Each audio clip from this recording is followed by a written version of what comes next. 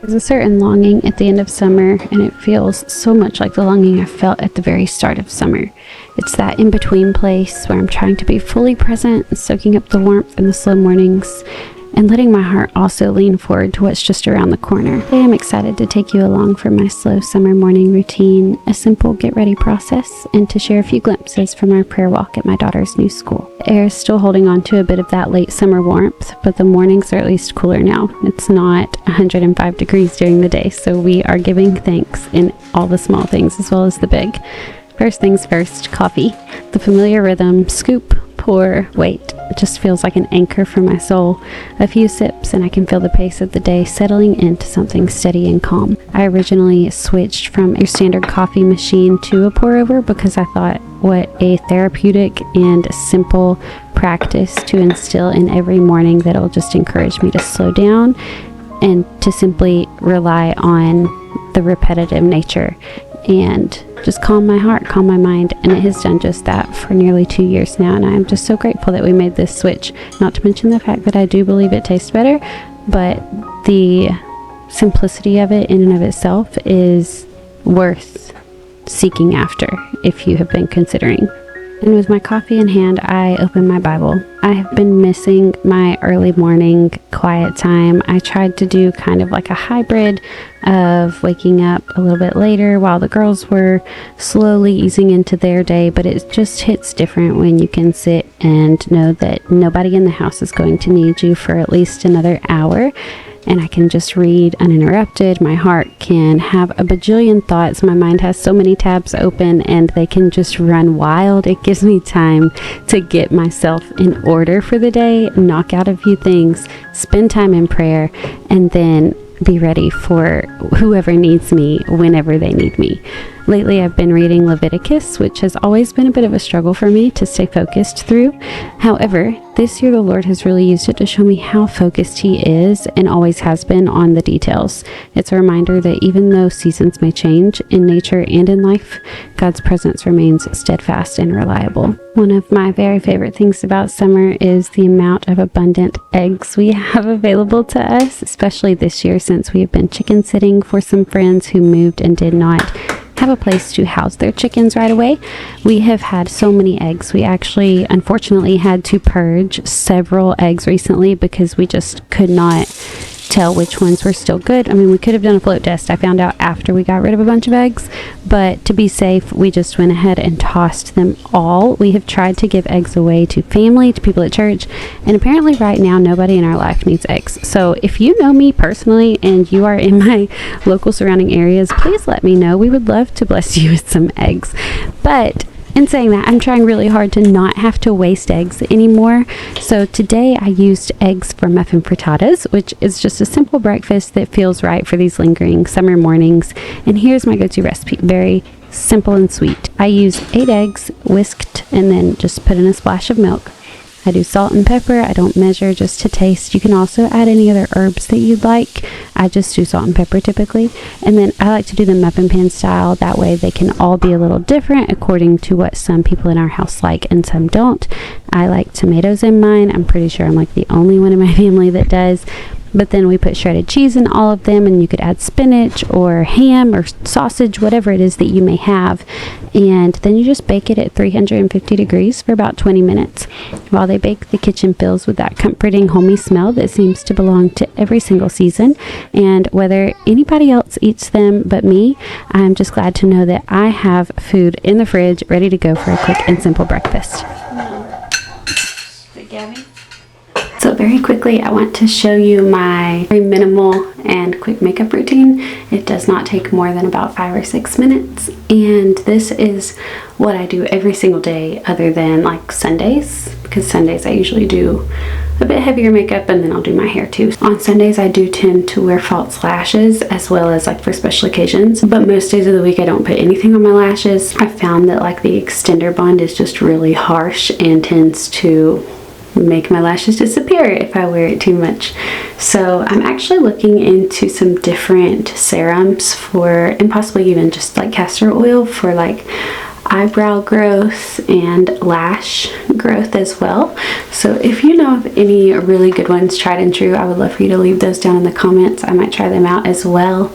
But for now, I just fill in my brows. That's one of my absolute musts for every day. I just feel like naked without my brows filled in. Start with this. It has a little bit of SPF in it. It's also kind of like a moisturizer, I believe. So it's got some really good things going on. Into this where you can see it. It just feels light enough, but also like it gets the job done. This is actually a little bit more than what I typically use.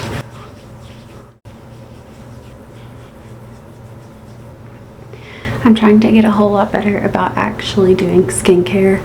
I have always done at least something, but I've not been great about removing my makeup every single day. And I've always kind of had a face that looked much younger than I am, so I've been able to get away with that, but I feel like I'm starting to see some things that are aging, and I just want to take care of my skin the best I can. Plus, I don't want to have to wear a ton of makeup every single day to feel confident. So I just figure if I take care of what I've got, then I'll like it better with or without makeup. Speaking of aging, this is the Instant Age Rewind Concealer by Maybelline, and I really like this for under my eyes, and then I also use it between my brows because I tend to get like some redness just right through there, and I just let it sit while I fill in my brows. I don't really know if that's recommended, but that's how I do it.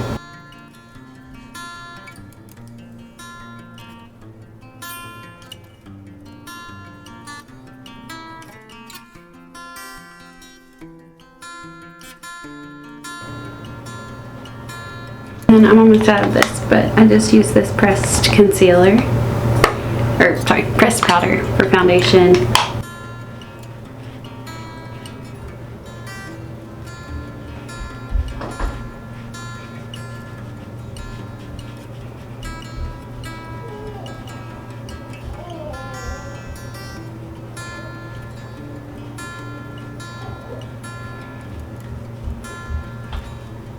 And then usually I would stop here and maybe do like a little nude colored lipstick or something, but I found this at the dollar store yesterday actually, and I've been just kind of making it work with my eyeshadow for a long time. So I just thought that maybe I would get this to try out neutral colors to make it, or natural looking colors I guess you could say.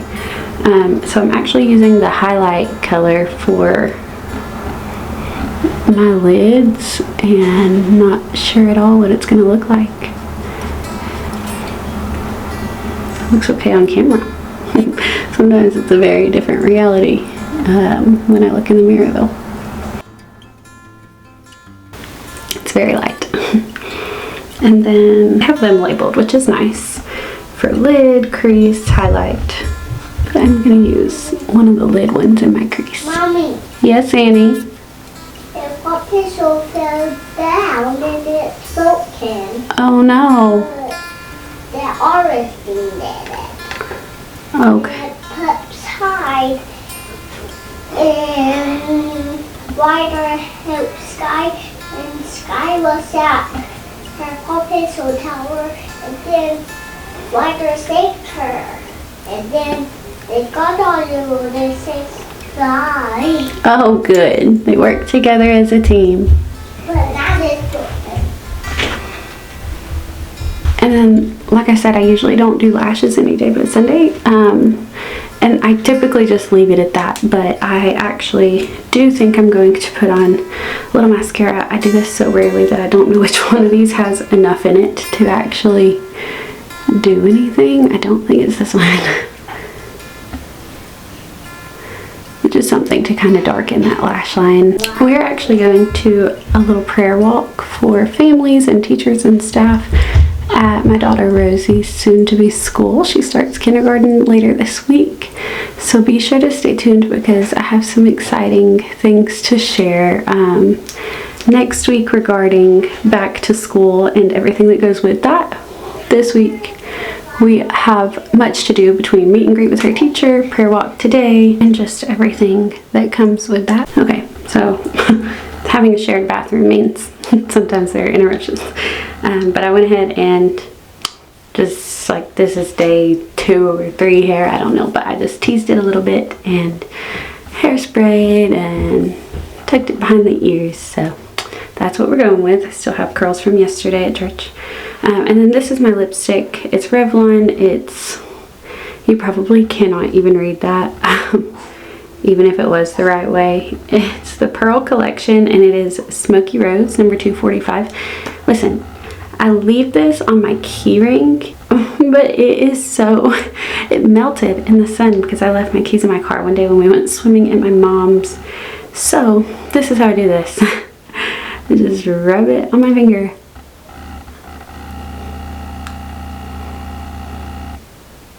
And then put it on my lips. It's not perfect, but it gets the job done. And there's no sense in buying more when this still works. Then let's do a little fit check. You can't really see this. Let's see.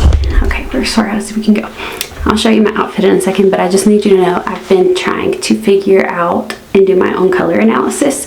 And I actually have a friend that I'm doing a collab with over on TikTok who has done a color analysis like professionally. So she was kind of walking me through it because she heard me say something about it over there one day, and I was more and more convinced that I am a bright winter. So I am being inspired by Alexis Bledel, and I am loving that, honestly, but I'm trying to incorporate more colors, more flattering colors into my wardrobe, and I've had this for a long time and just never worn it all that much. So this is encouraging me to actually wear things that I have in my closet. And then the shorts I thrifted recently, very excited about them, and I'm curious to see how the colors go moving into fall. I've never ever thought about wearing like bright pinks or lavenders or Kelly green, emerald green.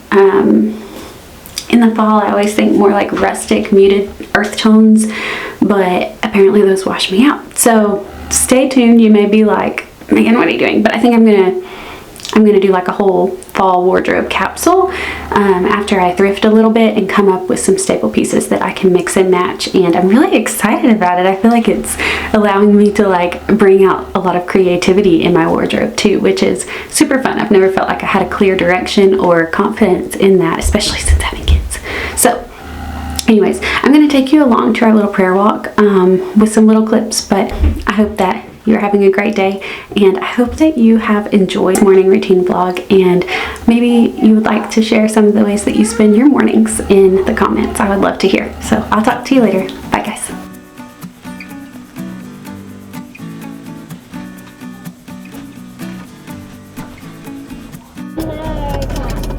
Okay, y'all want juice cups? Mommy, I want my butt over there. Do y'all want your pieces of cheese? No. Nope. Okay, just know that when you drink through that juice cup, I didn't bring any more, okay? Because we're just going to do the prayer walk and then coming back home. So that's all we got for this trip. Ready? Let's roll. And just like that, the morning is done. These slow summer to fall mornings feel sacred to me. Part reflection, part preparation. I don't know exactly what's ahead, but I do know I want to walk into it with peace and gratitude and eyes opened for all the beauty that God has tucked into the in-between.